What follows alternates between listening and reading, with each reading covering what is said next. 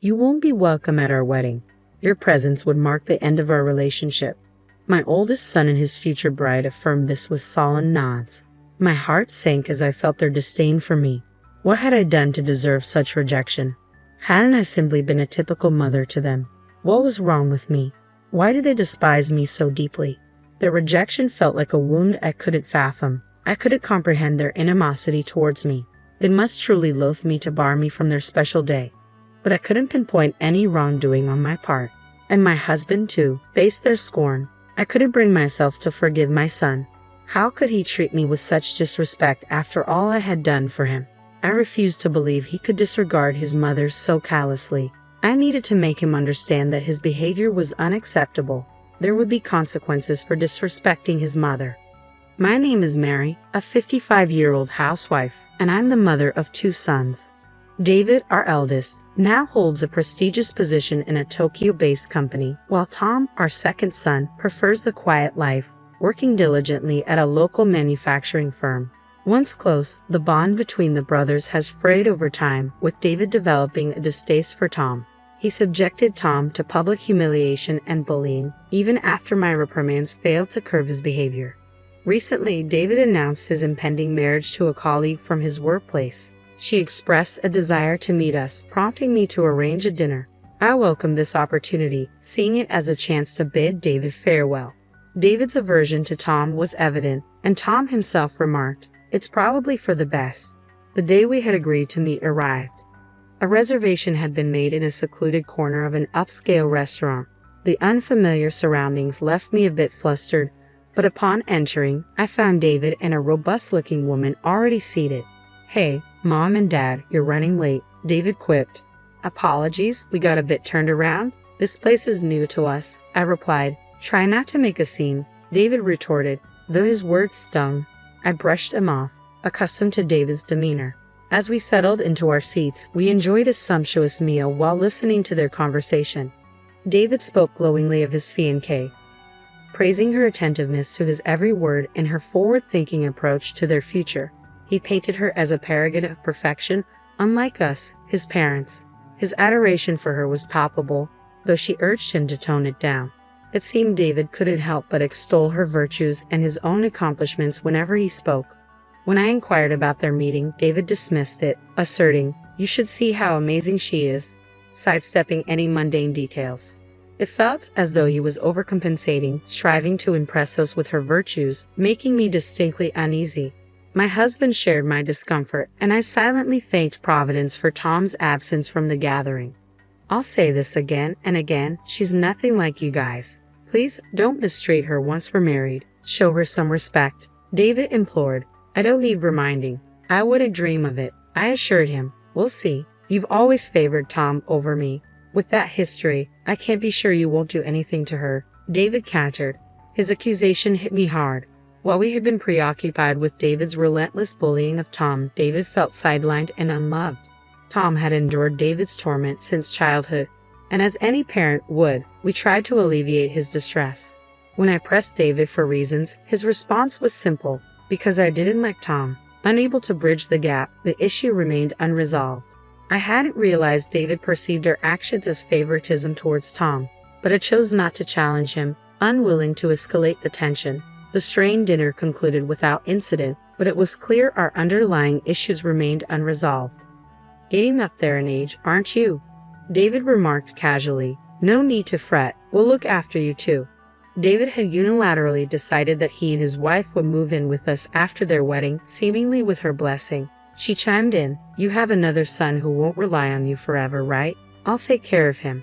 The notion unsettled me deeply. While Tom did reside with us, it was out of genuine care and not entitlement.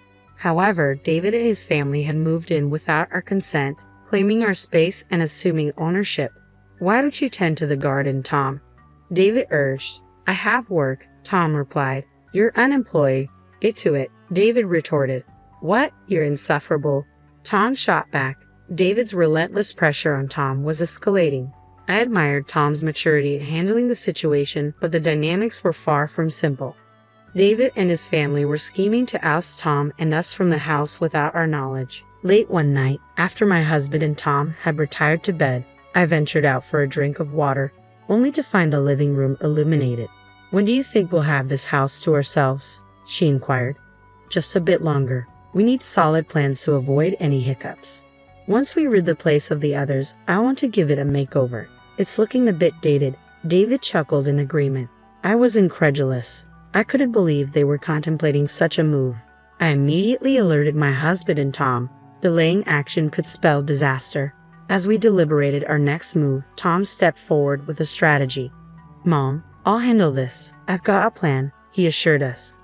Though Tom's words provided some comfort, his plan called for patience above all else. Yet if Tom's method proved successful, David and his fiancée would be out for good. With that in mind, my husband and I agreed to trust Tom's strategy. Despite the various ongoing issues, life carried on, and David and his fiancée set their wedding date. They opted for a luxurious venue nearby, which surprised us as we had initially thought a countryside setting would suffice. "It's a bit steep, but with our earnings, we can manage," David remarked with a smirk that irked me, though I held my tongue. Despite David's continued jabs at Tom, Tom's composed demeanor seemed to weather the storm.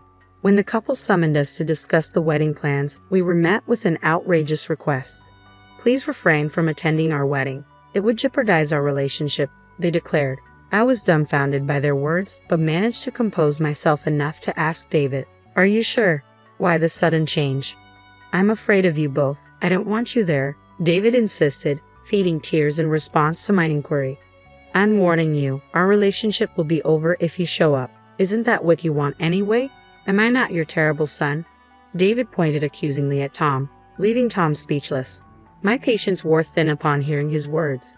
"That's enough, David. You've been tormenting Tom for far too long.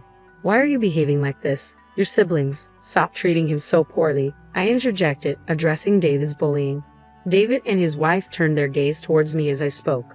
"You have no right to criticize me. You've been fooled by Tom's charades and coddled him. You've always favored him," David retorted.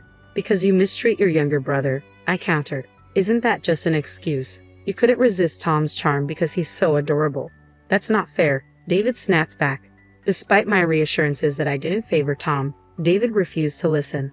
Why couldn't he see that his own actions led to this situation? Why wouldn't he even consider it? David is my son, and despite his behavior, I felt a maternal obligation towards him. But that sentiment was fading fast. At that moment, I made the difficult choice to disengage from my son. "Fine then, I will be attending the wedding," I declared, washing my hands of the matter. Tom and my husband exchanged wide-eyed glances, while David and his companion seemed content with my decision. "Are you sure about this? You'll regret it," I cautioned. "No, we won't regret it. The best weddings are those free from distractions," David confidently replied. Their cheers contrasted with the heaviness in our hearts. There was no point attending a wedding where we weren't welcome. Eventually, our family reached the decision to abstain from the ceremony. Without an invitation, we wouldn't have been able to enter anyway. David appeared content throughout, but little did they know the repercussions of their decision. It was almost comical to consider the strategy Tom had devised. The newlyweds managed to navigate the wedding without any hitches, but they continued to reside in our home. Having recently changed jobs to be closer to us, they were busy packing and preparing for the move to their new office. Upon returning home from their first day at the new office, they frantically called for Tom. "Tom, what's happening?" they queried anxiously. When I inquired about the commotion, they relayed the events of the day in brief. During their orientation at the new workplace, they unexpectedly encountered Tom, who wasn't expected to be there. To their astonishment, when their boss spotted Tom, he respectfully bowed and expressed gratitude for Tom's assistance. The couple, previously under the impression that Tom was merely a factory worker, were taken aback by these revelations. Unbeknownst to them, Tom had been diligently toiling away at the factory since he first joined. His dedication hadn't gone unnoticed. The factory's president himself acknowledged Tom's invaluable contributions. Tom's innovative ideas had become integral to the factory's operations, earning him admiration from his colleagues. Thanks to his efforts, the factory's performance had seen significant improvements. In due course, the factory became a cornerstone for many companies. However, when the president fell ill, Tom's concern for him was palpable. He made it a point to visit the president regularly on his days off. Witnessing Tom's unwavering dedication, the president saw fit to appoint him as his successor. Tom, feeling overwhelmed by the responsibility, initially declined, saying, "I'm not capable of such a role." Yet the president remained resolute. With the encouragement of his peers, Tom eventually assumed the presidency. Under his leadership, the factory's performance soared to even greater heights. Tom's amiable nature, coupled with the trust he garnered from his employees, as well as his astute leadership, earned him widespread admiration. Today, the factory is relied upon by companies across Japan, and Tom's name is recognized even by major corporations in Tokyo. On this particular day, Tom was visiting the company for a client meeting, nothing more. However, the couple, unaware of Tom's elevated status, felt unsettled by the deference shown to him. "You always find a way to deceive us," David accused, seizing Tom's arm. "If only you had been honest with us, we wouldn't have reacted this way. Why didn't you tell us?" David's wife dissolved into tears on the spot. Tom's nonchalant demeanor was almost ironic given the circumstances. "I reached the top through my own efforts, that's all there is to it. So why all the anger?" he remarked casually, his expression unfazed. David's ire seemed to intensify at Tom's composure, prompting him to raise his voice. "Don't you dare act indifferent towards me." Yet Tom remained composed as he addressed David. "There's something else I want you to hear. It might be the most important thing for you." Through some effort, we managed to calm David and his wife and coax them into taking a seat. Tom, having retrieved something from his room, returned and began to narrate the story. "Firstly, take a look at this," Tom announced, spreading several photographs across the table. They depicted David's wife alongside a man in elegant attire, unmistakably capturing scenes of her infidelity. David's reaction was immediate. He erupted into shouts while his wife trembled, unsure of how to respond. "She's soon to be my sister-in-law, so I did some digging beforehand, and this is what I found," Tom explained calmly, gesturing to the incriminating evidence. "With this much evidence, there's no denying the truth," he added, prompting David's wife to bow her head in remorse. "I'm sorry," she murmured, her voice filled with genuine regret. David, grappling with the shock of the situation, could only stare in disbelief. This is the consequence of not looking beyond the surface of a person. "Nobody is perfect," Tom remarked with a laugh, eliciting giggles from the rest of us. David, overcome with despair, sank to his knees, the room falling silent save for his wife's earnest apologies. Ultimately, David and his wife went their separate ways, their marriage dissolved by David's unforgiving stance on infidelity. When it came time for his ex-wife to pay alimony, she found herself in a state of panic, relying on her parents' financial support to meet her obligations. Yet even this wasn't enough to mend the deep wounds inflicted upon David. Overwhelmed by the shock of the divorce, David chose to resign from his job.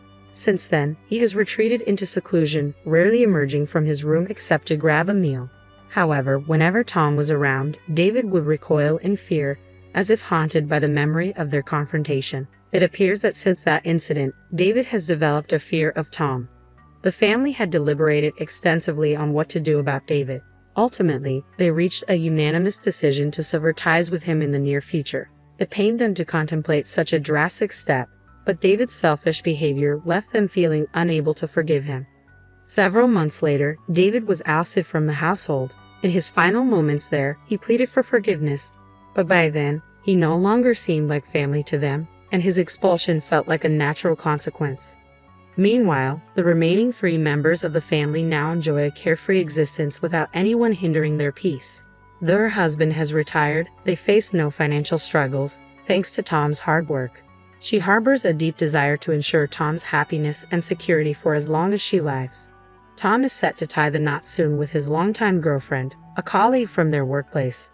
Their relationship has flourished over several years, and the prospect of her precious son's wedding fills her with anticipation and joy.